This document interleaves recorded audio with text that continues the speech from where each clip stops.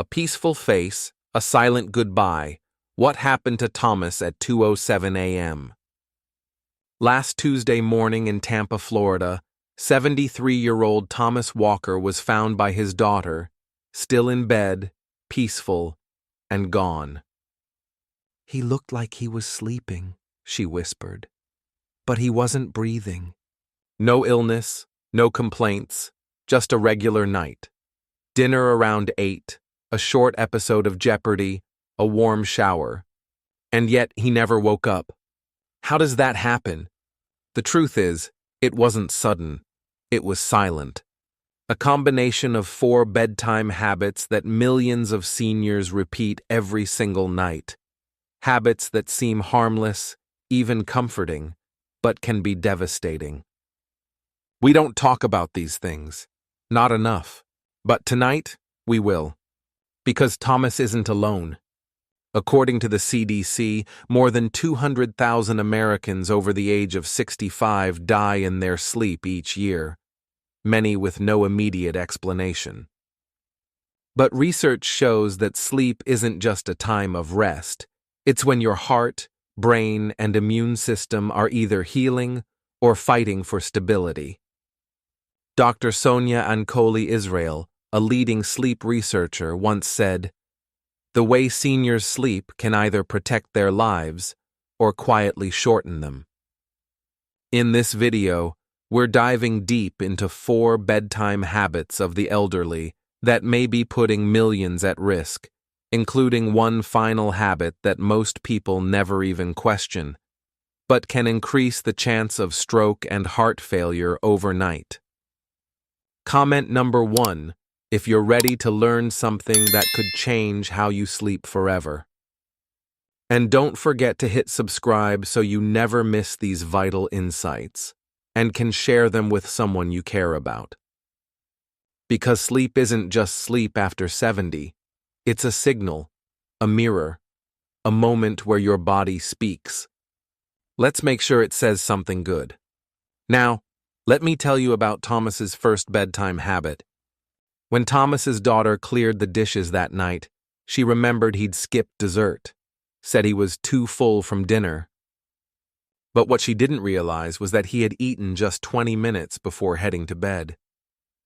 A hearty plate of beef stew, a buttered roll, and a tall glass of sweet tea.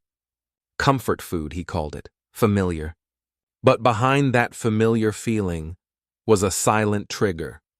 One of the most overlooked bad habits of the elderly, especially after 70, is eating heavy meals too close to bedtime. It feels harmless. Maybe you've done it for decades, but your body isn't the same. Digestion slows, acid production lingers, and when you lie down too soon, gravity stops helping. That's when problems begin. The American Heart Association warns that late-night meals can spike blood pressure, disturb heart rate variability, and increase nighttime acid reflux, factors linked to heart attacks and stroke during sleep. It's not just discomfort, it's risk. Dr. Martha Golati, a cardiologist at Cedars-Sinai, put it plainly. What seniors eat, and when, can shift the night from healing into harm. Thomas didn't know that. Most people don't. He thought falling asleep full meant falling asleep satisfied. But as he rested, his digestive system stayed on high alert. His stomach churned, his blood sugar elevated, his heart never fully relaxed. Now imagine this happening every night, over weeks, months, years. This isn't about one bad decision. It's about a habit quietly working against your body's natural rhythm. And it's a habit that can be changed. If dinner is your heaviest meal, try moving it up. Give yourself at least 3 hours before lying down. And if you need something later, choose a light, low-acid snack. A banana, a few almonds, herbal tea. These simple choices can protect your heart, calm your stomach, and ease your body into sleep, not stress it. And the impact? Remarkable. A study from Harvard Medical School found that seniors who adopted earlier dinner routines and lighter evening meals experienced 22% fewer nighttime awakenings and 30% improvement in sleep efficiency. Small changes, big returns. What happened to Thomas wasn't about one night. It was about a lifetime of not knowing. But you're here, you're listening, and that means you're already ahead. Coming up next, we'll talk about something even more surprising, a daily habit that feels healthy, but could be sabotaging your nights and increasing your risk of dangerous falls. You probably do it without thinking. Thomas never thought much about his nighttime routine. After dinner, he'd settle into his recliner, flip on the TV, and pour a small glass of water. Just a habit. Sometimes he'd sip a bit more, especially if his throat felt dry or if he'd taken his evening medications. It felt like the responsible thing to do. Hydration, after all, is healthy. But there's a quiet line many seniors cross without realizing it. One of the most common bad habits of the elderly, drinking too much liquid before bed. It sounds innocent. Water is essential. Every doctor encourages hydration. But timing, especially for seniors, changes everything. After 70, your kidneys don't filter the same way. Your bladder weakens. Your body becomes hypersensitive to fluid in your system. So when Thomas drank that extra glass an hour before bed, it wasn't just water. It was a nighttime alarm clock waiting to go off. According to the National Institute on Aging, over 50% of adults over 65 wake multiple times during the night to urinate. It's called nocturia, and it does more than interrupt sleep. It breaks the rhythm your brain and body need to heal, but the danger runs deeper. That half-asleep walk to the bathroom? It's not just inconvenient, it's risky. A sudden drop in blood pressure when standing, known as postural hypotension, can cause dizziness, disorientation, or even blackouts. For someone like Thomas, who already walked a little slower, that meant each nighttime trip came with a risk of falling. And as many caregivers and ER doctors know, falls are the #1 cause of injury-related death in seniors in the U.S. But this isn't about fear.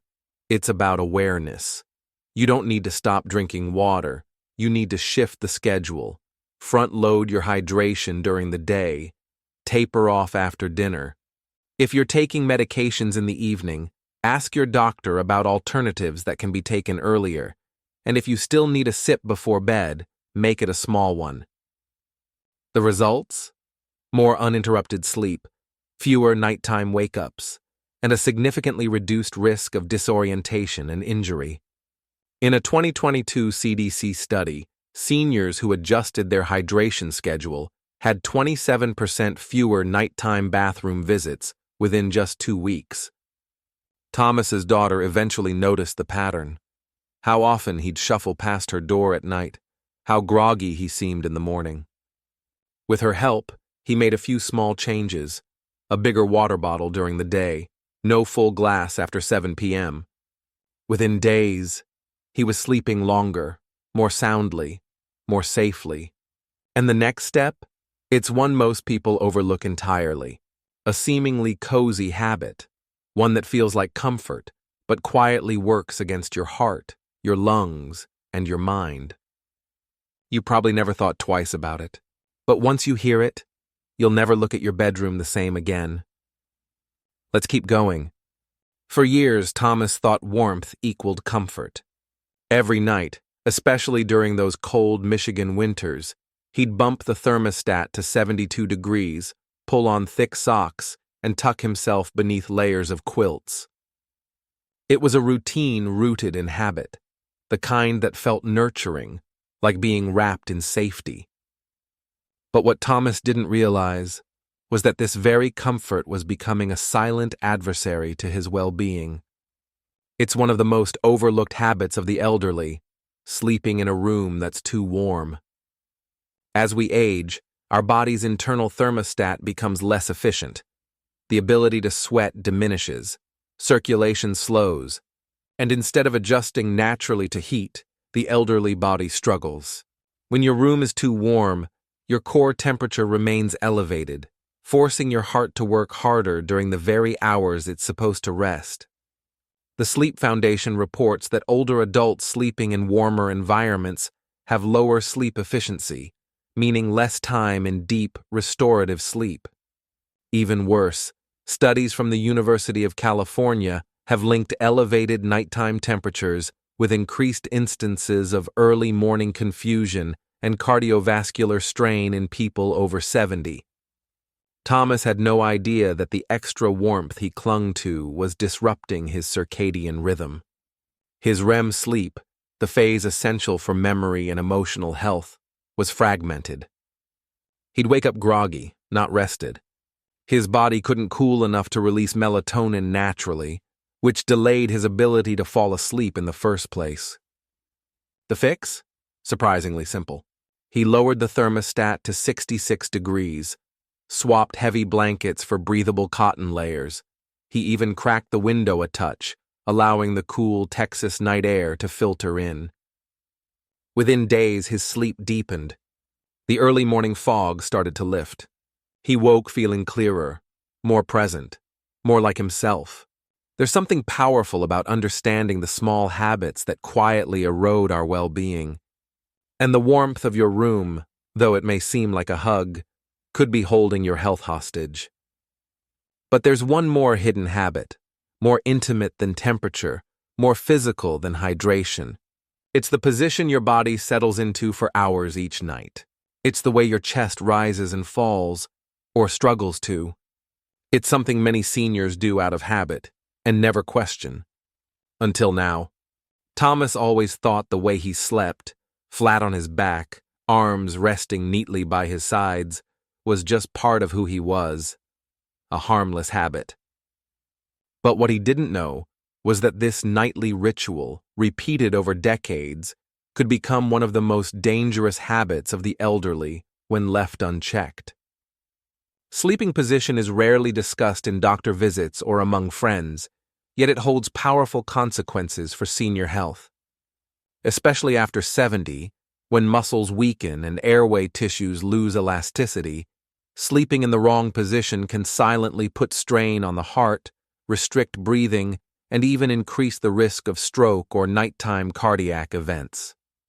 For Thomas, the warning signs were subtle. He'd wake up gasping occasionally, dry mouth. He blamed it on aging. But his wife, Joan, started noticing pauses in his breathing, long, unsettling silences in the middle of the night, followed by abrupt snorts or gasps. That's when a sleep study confirmed what they feared, obstructive sleep apnea. And the main trigger? Sleeping flat on his back. According to the National Institutes of Health, bad habits like back sleeping can worsen airway collapse, especially in older adults. Gravity pulls the tongue and soft palate backward, narrowing the airway and disturbing the natural rhythm of breath. This means the brain receives less oxygen, heart rate spikes, and sleep is constantly interrupted, often without you even knowing. The solution for Thomas came with a simple shift: side sleeping, particularly on the left. Medical studies have shown that sleeping on the left side improves circulation, reduces acid reflux, and keeps the airway more open. For seniors with heart conditions, this position reduces pressure on the heart and aids in more effective blood flow. But changing long-held habits isn't easy. Thomas used a body pillow wedged behind him, a small wedge under his back, and a soft incline for his head. Slowly his body adapted. Within weeks, his snoring quieted. The morning headaches stopped. His energy returned. He began to understand that advice for the elderly isn't about overhauling your life. It's about learning how the smallest nightly habits, your pillow, your posture, your breathing, can ripple into your days, shaping how alive and alert you feel. And yet, there's one final nightly trap, one that doesn't start in the body, but in the air around you. A presence we rarely notice, but one that affects every breath we take in the hours we sleep. Keep reading, because it's in your bedroom right now. Joan always kept their home tidy, curtains drawn just right, floors spotless. but she never gave much thought to the air in their bedroom. It felt clean enough. After all, the house didn't smell musty, and the window cracked open from time to time should have been enough. Right? But hidden in the air were the kinds of invisible irritants and environmental triggers that slowly rob sleep of its healing power. Dust mites, dry air, stale ventilation. These factors, barely noticeable, can quietly interfere with rest and, over time, wear on the lungs and immune system, especially when combined with habits of the elderly that unintentionally worsen these effects. Closed windows, heavy drapes, old mattresses, or humidifiers left uncleaned. Thomas, since adjusting his sleep position, had improved, but he still woke up with a dry throat, sometimes coughing. Their doctor suggested an air purifier, and surprisingly, within a few nights, both of them began sleeping more soundly. The bedroom, once stale and stuffy, now felt fresh. Their breathing quieted, their rest deepened. Poor air quality doesn't just trigger allergies or asthma. It increases inflammation in the body, disturbs REM cycles, and aggravates sleep apnea. According to the EPA, indoor air can be up to 5 times more polluted than outdoor air. That's a shocking truth for older adults spending more time indoors than ever before. A simple upgrade like a HEPA filter or cracking a window at the right time of day can change everything. And as we follow Thomas and Joan's journey, there's one more crucial layer. One habit so widespread it seems harmless, even comforting. But it's quietly keeping millions of seniors from ever reaching true rest.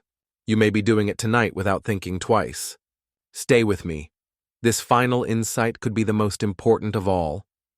Joan had one habit she couldn't shake, even after years of trying to optimize her sleep. It felt harmless, even comforting. Every night after dinner, she'd curl up on the couch with a soft throw blanket and rest her eyes during her favorite TV show. A 20-minute nap, nothing more. But over time, those short naps started growing longer, and her nights became shorter.